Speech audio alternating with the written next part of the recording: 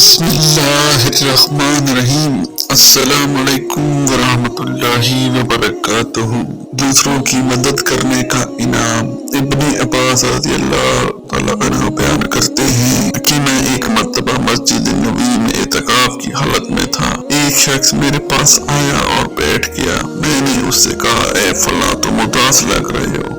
اس نے کہا، ہاں البتہ اے برادر رسول صلی اللہ علیہ وآلہ وسلم، فلاں کا مجھ پر حق ہے، اور قبر میں دائمی سکون میں رہنے والے کی قسم میں قرض ادا کرنے کے قابل نہیں ہوں۔ میں نے کہا، کیا میں اس سے تمہارے بارے میں بات نہ کروں؟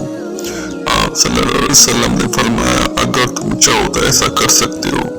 میں نے جوتے پہنے اور مسجد سے باہر نکل گیا۔ اس شخص نے اس سے پوچھا، کیا تم اس حالت کو بھول گئے ہو جس میں تم تھے؟ میں نے جواب دیا، ہرگز نہیں، لیکن میں نے اس شخص کو سنا ہے جو قبر میں ابدی نیند سکون میں پڑا ہے۔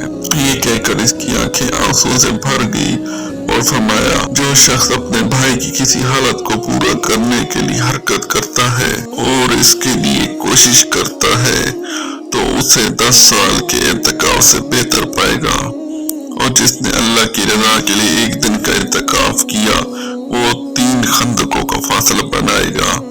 اس کی اور جہنم کے درمیان اور ہر کھائی کی ایک چوڑائی ہے جو مشرق اور مغرب کے درمیان یا آسمان و زمین کے درمیان ہے۔ اللہ کے فضل سے ہم ایک اور رمضان کے قریب آ رہے ہیں۔ ہم میں سے اکثر کے لیے ہم صرف اس مہینے میں بھوک کا تھوڑا سا ذائقہ محسوس کرتے ہیں، لیکن اربوں ایسے ہیں جن کے لیے یہ روزمرہ کی زندگی کا معاملہ ہے۔ آئیے سخاوت کے اس مہینے میں دنیا بھر میں اپنے ضرورت مند بھائیوں اور بہنوں کی مدد کر کے بے پناہ انعامات حاصل کریں۔